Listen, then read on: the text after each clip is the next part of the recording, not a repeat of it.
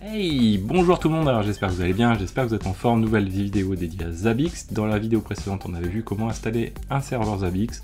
Aujourd'hui, on va voir comment rajouter un agent, installer un agent sur une VM toute simple. On va faire un agent passif, on verra ça plus tard. Et donc n'hésitez pas à vous abonner pour ne pas manquer les prochaines vidéos. Cliquez sur rejoindre si vous voulez soutenir mon travail, soutenir la chaîne. Et puis surtout, parlez-en autour de vous, c'est vous qui me permettent de faire développer la chaîne tout simplement. Donc jingle, et c'est parti.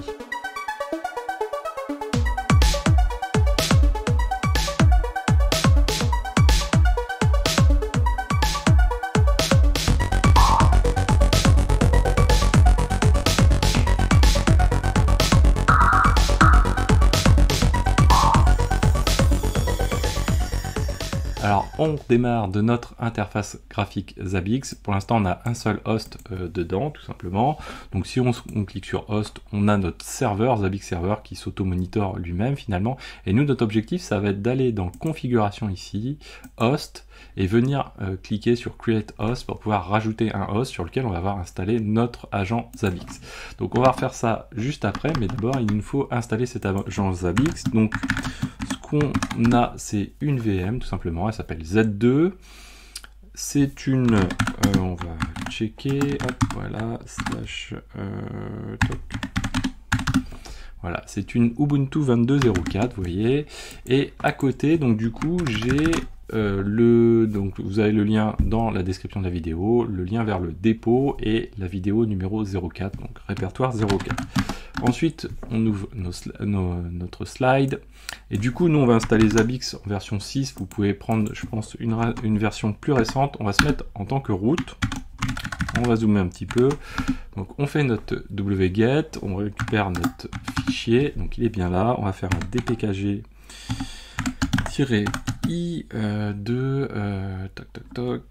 il s'appelle comment, Zabbix release, voilà. Ensuite, on va faire un apt update. Et ensuite, on va faire un apt install de Zabbix agent. Ok. Yes. Voilà. Donc ça va assez vite à installer l'agent, il n'y a pas de souci. Voilà. Et donc maintenant, on va aller modifier la configuration de notre agent. Donc dans slash etc zabbix agent.conf. Donc on a aussi le point D qu'on retrouve ici. Nous on est dans le point conf. On va aller donc ce fichier, ce fichier est très intéressant. Derrière, vous voyez que chaque bloc est commenté, est vraiment bien commenté. Donc ça c'est assez sympathique. Donc la première chose que l'on va faire, on va descendre un peu. Hop, voilà. Donc on a notre Zabbix, notre serveur Zabbix. Donc c'est ici qu'on peut mentionner où est-ce qu'on va le trouver, notre serveur Zabbix. En l'occurrence, nous on va le retrouver ici sur Zabbix 1, donc c'est le nom de notre machine en question. Ensuite on a les ports d'écoute, etc. Nous on listen sur toutes les interfaces, on ne va pas changer les choses. On n'utilise pas l'agent actif, donc du coup on va pas utiliser serveur active. Et derrière ici ce qu'on va faire du coup c'est qu'on va mentionner rien du tout. Vous voyez que par défaut c'est serveur active égale à rien du tout. Si vous laissez 127.0.1, vous ne serez pas dans la valeur par défaut. Je pense qu'il y a s'il y a quelqu'un qui connaît quelqu'un de la communauté Zabbix, je connais quelqu'un également, donc Steve, vous pouvez lui faire un petit clin d'œil au passage. Je pense que là il y a un petit loupé au niveau du commentaire principalement, puisque par défaut c'est le 127.0.1 qui est mentionné ici. Donc je sais pas pourquoi, mais en tout cas si on le laisse dans les logs, on va retrouver un petit message d'erreur. Donc on va être en Z2, donc c'est le nom du hostname. Et voilà, je pense qu'on a fait à peu près tout finalement. Ce qu'il y a à faire, c'est configurer notre Zabbix agent. Donc du coup, vous voyez que c'est assez simple. Donc on va faire un systemctl restart de Zabbix-agent comme ceci. On peut aller regarder les logs justement, donc slash, alors on va faire un petit tel plutôt, -f de var log, et tout ça, ça se situe dans Zabbix agent d.log. Vous voyez qu'ici on a des logs clairs. Si on avait laissé le 127.0.0 .1, on aurait un petit message d'erreur. Donc du coup, quoi, qui serait pas bloquant, hein, ça fonctionnerait quand même. Derrière, on va récupérer l'IP, on va en avoir besoin juste après. Donc on récupère l'IP de notre agent. Donc maintenant, on va aller enregistrer notre agent dans donc, configuration, host, et on va faire create. Donc, Z2, donc c'est l'agent qu'on va rajouter. Alors vous voyez hein, tout de suite, c'est assez différent du fonctionnement habituel, par exemple Prometheus, Grafana, où on a des découvertes un petit peu, on va pas dire automatiques, mais ça, je trouve que quoi, on est obligé de configurer l'agent et aussi d'aller reconfigurer dans l'interface de l'autre côté. Il n'en demeure pas moins que sur Prometheus, si on se base sur la conf de base, il faut aller modifier la configuration de Prometheus également. Hein. Donc c'est pas, on va pas dire, ce n'est pas différent finalement en termes d'intervention. Néanmoins, ça donne l'impression qu'on fait les choses deux fois alors que ce n'est pas le cas, quoi.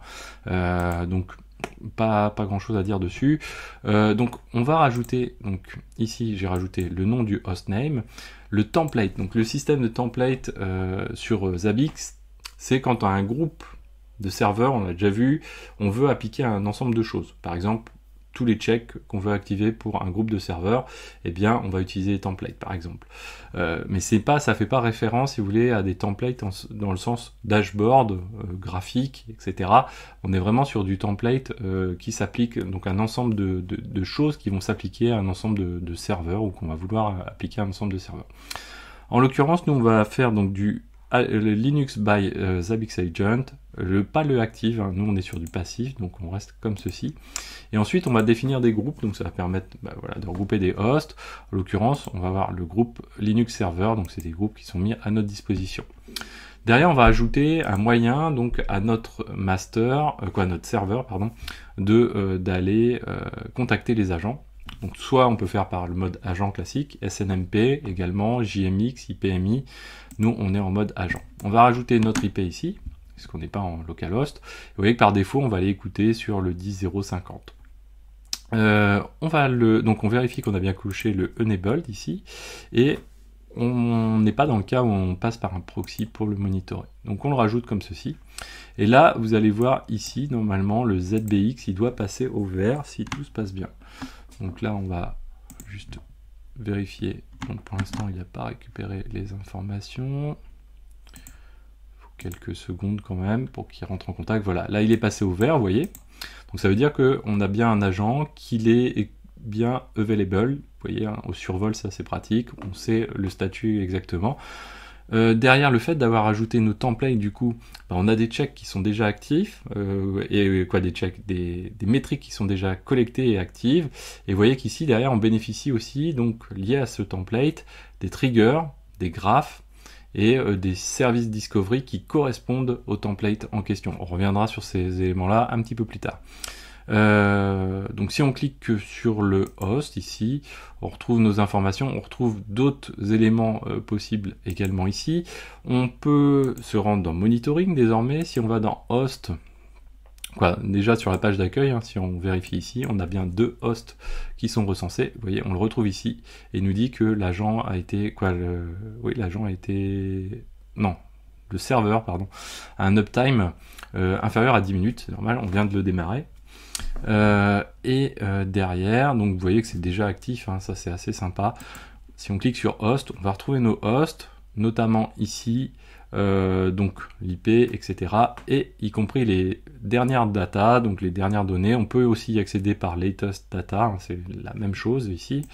Et on peut filtrer, du coup, pour le host en question, pour le groupe de hosts, voilà, on va le sélectionner. C'est important de cliquer dessus, hein, c'est pas juste on met la liste simplement. Et là, on va pouvoir filtrer les métriques qui sont collectées par notre template appliqué à notre agent. Donc là, on va retrouver, vous voyez, par exemple, la mémoire disponible, et pas mal d'autres choses, hein, donc ça c'est assez sympathique. Si on veut aller voir des dashboards, on va voir ici, vous voyez, on a 2 dashboards, on a 8 graphes, donc les graphes étant les sous-éléments des dashboards. Alors là, par défaut, on doit être sur Network Interface et Système Performance. Voilà, Système Performance, on va retrouver des métriques. Si on se met plutôt sur les 5 dernières minutes, hop, voilà, on s'aperçoit que on a déjà la collecte de la mémoire, on a une visualisation, le swap, le CPU et le load au niveau de notre système. Voilà, donc c'était l'installation de notre première agent Zabbix. Ça s'est plutôt pas mal passé. J'espère que cette vidéo vous a plu. N'hésitez pas à la partager, à mettre des pouces bleus, à commenter. N'hésitez pas à vous abonner si ce n'est pas déjà fait. Parlez-en autour de vous. Et moi, je vous dis à très bientôt sur Zappi. Ciao à tous.